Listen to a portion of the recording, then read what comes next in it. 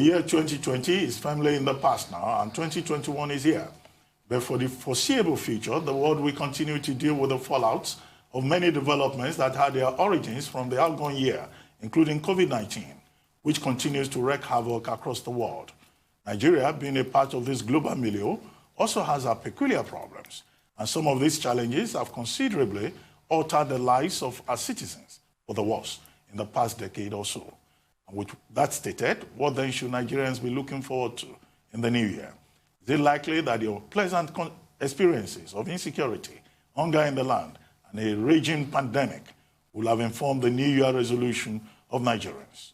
Well, for a discussion around this, we are now being joined from our Rise Abuja studio by Dr. Adagbo Onoja, an academic and a one-time Secretary General of the National Association of Nigerian Students between 1992 and 1994. Dr. Adagbo Onoja, good morning. Welcome to the program. Thank you for joining us. Hello, Dr. Onoja. Good morning, Dr. Obati, and Happy New Year to you. Yes, same to you. I can hear you. Yes. Well, very quickly. This morning, we started by discussing the New Year message of President Muhammadu Buhari, and I'm sure you listened to him. What's your assessment of that New Year message? Because he outlined priorities again for his government in the new year.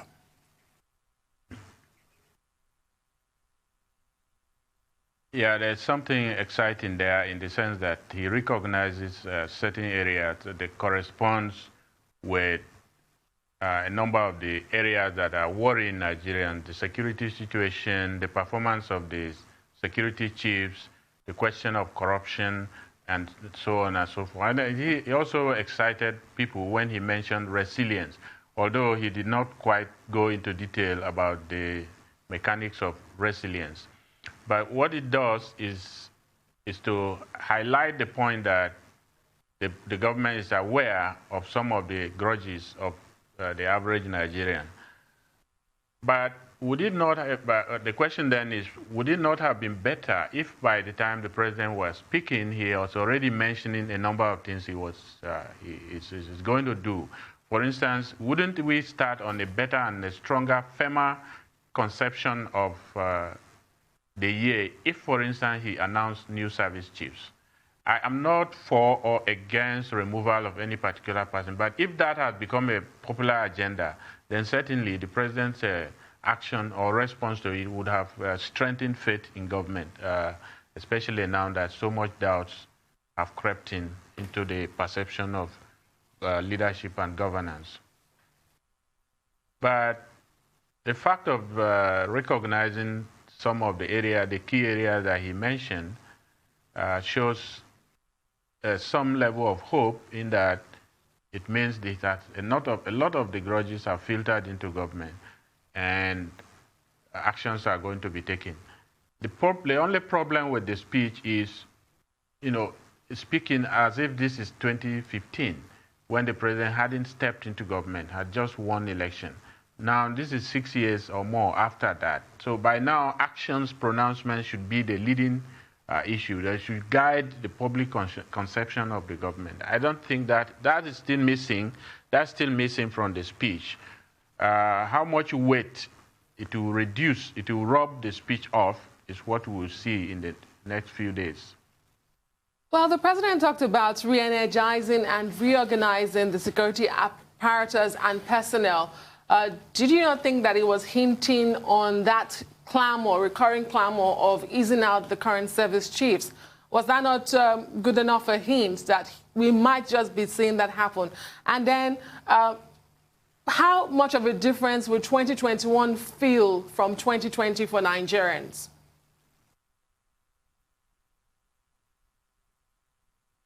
Well, a lot of things depend on government in an economy and a society like Nigeria. Go ahead. It's like I've lost touch. We can hear you. Go ahead. I'm saying a lot of things depends on the way government moves, because Nigeria is a government-based economy, and because of the government dominance in the economy, it shapes all other things. It's good that the president recognized that and put it frontally, as an issue to be dealt with. What I'm saying is that the president has said this many times, and nothing happened. Why was it brought up in the same way again at the beginning of a year?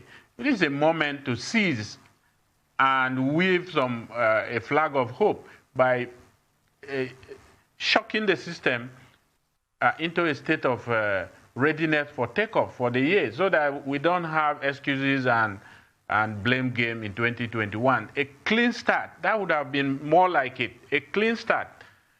Because I don't know what it requires to change service chiefs. I should always put that I don't know whether changing service chiefs will solve all the problems. But if that has become a popular understanding of the issue, and you are ready to oblige and you are acknowledging that, then why can't actions have been taken by yesterday evening so that today it will be a new year, really a new year, substantive new year? I think that's missing from the president's speech. And I would not, government works in mysterious ways. I wouldn't know why this process is becoming like aeronautic science. Okay, let's go straight to now. I want to talk about young people, the future of this country. Those the president, in his Independence Day address, called the diamonds of this country when Nigeria turned 60. And those he also called in this speech the gems, you know, and he talked about the can-do and the will-do spirit of those ones. I mean, he devoted a sizable portion of the speech to hearing their voice. I mean, what's your take on this, and what should be the priority for the young people, the youth of this country, those that went out to protest against police brutality in this new year? I don't belong to that school that argued for special packages for the youth, for example. I think in every society, you have a system of grooming people, young people, to fit into the system. And there is nothing new that we are going to add to it in this context that is not already on the papers. You need very sound education, education that can liberate people, education that does not take for granted the meaning of things that we have always had. If you can do that for the youths, then you have solved the problem, because it means that even if a graduate hasn't got jobs, he can think on his or her feet.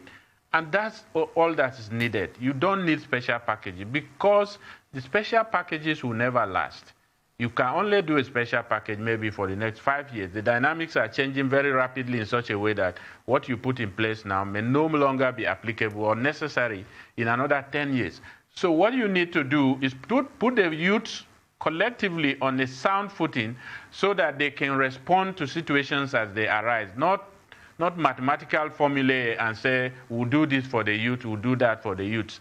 No. Give them education so that they can think out the problems as it arises. And when you talk about education, the emphasis is on the university education. The update, the currency of the things that we are teaching, and the utility of those things. You need a social theory strength that gives the youths a capacity that they can compete against other people who are going to run the world along with them when they get to that age, when they get to power. Right now, if you get to the university, are we preparing the kind of people who will be Nigeria's foreign minister in another 15 years? Are we preparing the kind of people who will be chief medical directors of certain specific teaching hospitals in this country? These are the critical things. Unique packages for youths. Well, I don't know how far that would take anybody, because the youths are not suffering different categories of privations from the other Nigerians. We are all caught in the same food. So taking the youths out and it seems like the politicians' trick. That's not what we need. I don't think so. Well, Dr. Onoja, I get your point about education. I mean, we can't argue over that.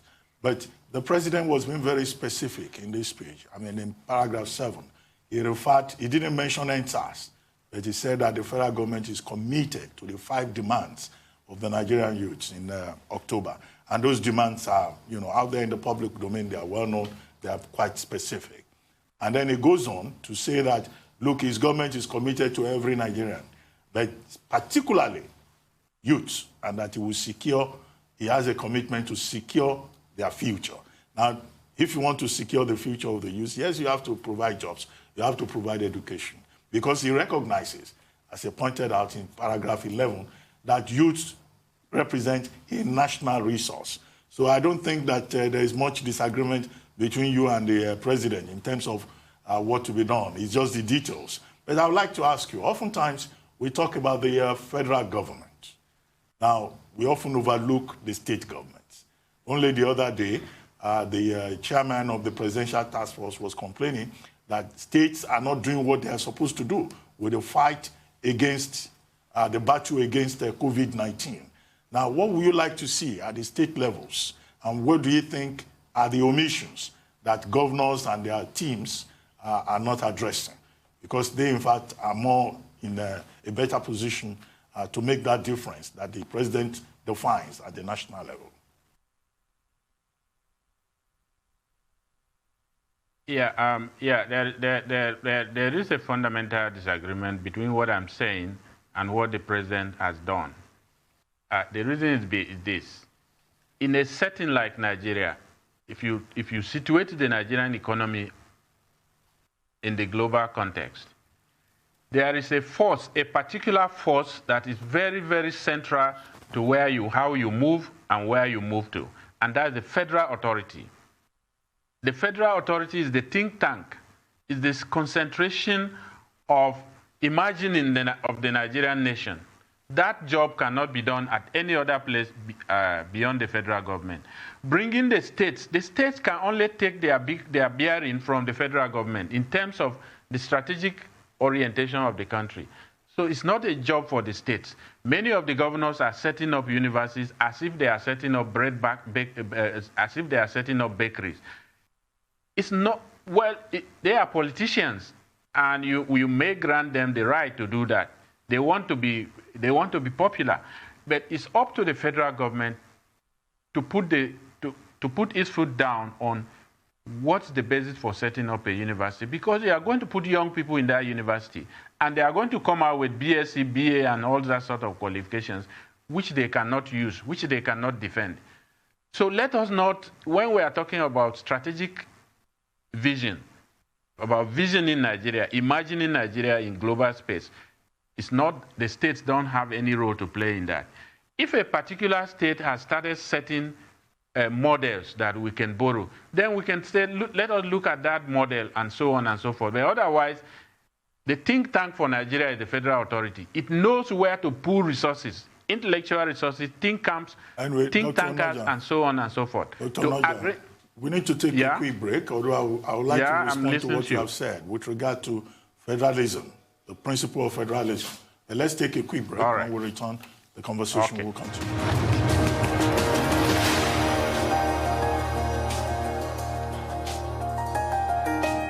Welcome back to the morning show here on the Arise News channel. Still with us is Dr. Adagbo Onoja, an academic and a one-time Secretary General of the National Association of Nigerian Students. Dr. Onoja, thank you very much for staying with us. Hello, Dr. Onoja.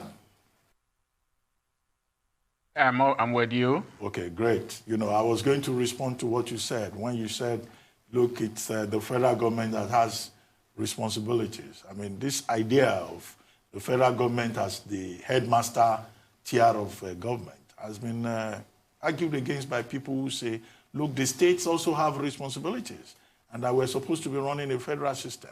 And it was in that regard that I was saying, you know, what do you think the state governments should do? They also have budgets. They generate revenue.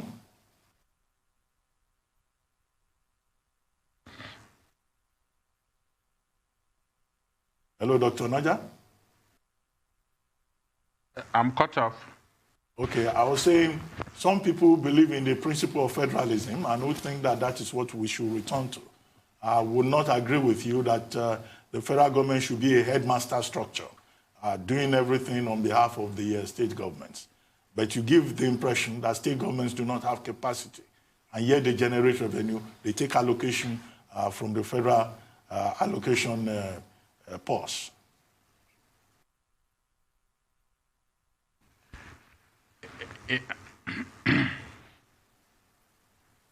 Hello, Dr. Onoja. Off again. Yeah, I'm off again, but I'm hearing you now. Yes, yes, I can hear you also here in the studio. But you got what I said earlier. Yeah, I heard your question. Okay, great. I got it. You are reminding me about the popular conception. If at the level of newspapers, states also have resources, they should also have responsibilities.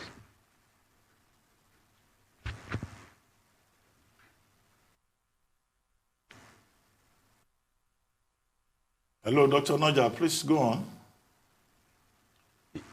Okay, yeah, so I have no disagreement with that. But you have to ask the question about what is this Nigeria? It's only when you ask such questions that you will come to terms with the requirement, the imperative for the federal government to act as the think tank. See, Nigeria is not the only country practicing federalism. And in 1981 or 1980, the major reason why the NPN under Shagari adopted what they called gubernatorial liaison officer was to assert the federalness of the federal government. Unfortunately, their conceptualization of it was so poor that people didn't understand, and the partisan nature of politics made them to kick her. There is no federal system that the federalness of the federal government will not be felt. It has to be felt. Otherwise, there will be problems. And the question now is, we're in a particular moment in Nigerian's history where everything is down. Perceptions, we are not at war. Officially, we are not at war, but in truth, we are in war. So at just a moment like that, the federal government must rise, must be able to carry everybody along. At that moment, what is required are certain key policies that go down, that will demonstrate the federality of the federal government. Otherwise, you can have security problems, you can have political problems, you can have serious economic problems. The truth of the matter is that most of the states do not have that resources to do the kind of thing that can lift a pre-industrial economy to the state that we're all aspiring to. Because we keep aligning ourselves with economies that have performed. And we keep asserting we are going to be there in 20 whatever. But what are the things on the ground that have been done that will lift you? There are none of those things. And it's not the business of one individual state to be able to do that. In any case, the federal government is also there to be able to see signposts from particular states and to borrow or to harmonize. There is nothing wrong with that. If a particular state is moving in a particular direction that is inspiring everybody, the federal government can borrow from it and make it and nationalize the approach. There is nothing wrong with that. So the question is not about whether the states have responsibility. They have responsibility and resources relative to their states, not to begin to cut off and say they are going to reach a level where the federal government has not reached, where certain things that only the federal government should do. I mean, if you take education, for instance, especially at the university level, the federal government must be highly involved, heavily involved. Because the federal universities, the public universities are still the directive sources of the kind of practices that we do in the educational sector. Most of the private universities, where are they getting their academics from? Have they trained a unique brand of academics to take care? So the federal government is still very central. Even when you restructure, the federal government will still be very central. It's not about whether the federal government should do this or not do that. There are certain things Nigeria at this moment needs to make any progress, and that job lies with the federal government, which must make its presence also known through such jobs. That's what I'm saying. Right. I would like to say a very big thank you for your time, Doctor. Thank you so much for your insight. That's about all we can take. Dr. Wati? Well, thank you, Dr. Onoja.